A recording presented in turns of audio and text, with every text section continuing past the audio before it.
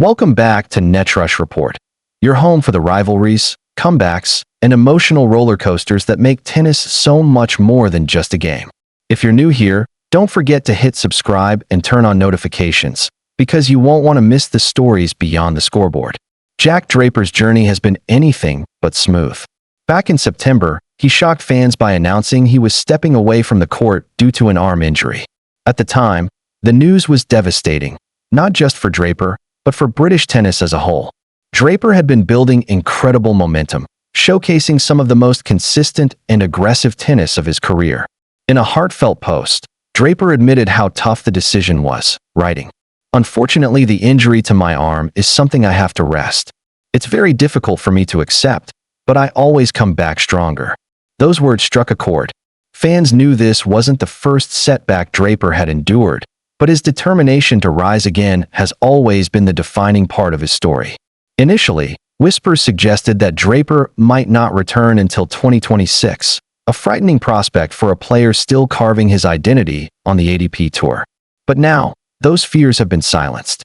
Draper has officially set his sights on December 2025, making his comeback at the UTS Grand Final in London. Now, for those unfamiliar, UTS, or Ultimate Tennis Showdown, isn't your traditional tournament. Forget long rallies and tiebreak sets. Here, players compete in 4 8-minute quarters, rack up as many points as possible, and even face sudden death points with no second serves allowed. It's tennis, but with a high-octane twist, and Draper loves it. He actually won the event on his debut 2 years ago, which makes his comeback choice even more fitting. But what about his health? That's the question everyone's asking. Well, Draper has been spotted training at London's National Tennis Centre, showing that he's not only healing but also maintaining his fitness. And none other than Patrick Mouratoglou, the mastermind behind UTS, reassured fans in an interview with BBC Sport. He was very confident, otherwise he wouldn't accept the invitation. He's going to play. Mouratoglou went on to stress the delicate balance with injuries like Draper's, saying you can't rush a bone bruise, because it can spiral into a stress fracture. The only solution is time.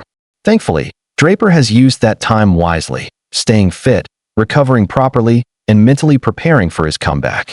The UTS Grand Final runs from December 5th to 7th at the Copper Box Arena in London. For British fans, this isn't just another tournament, it's a statement moment.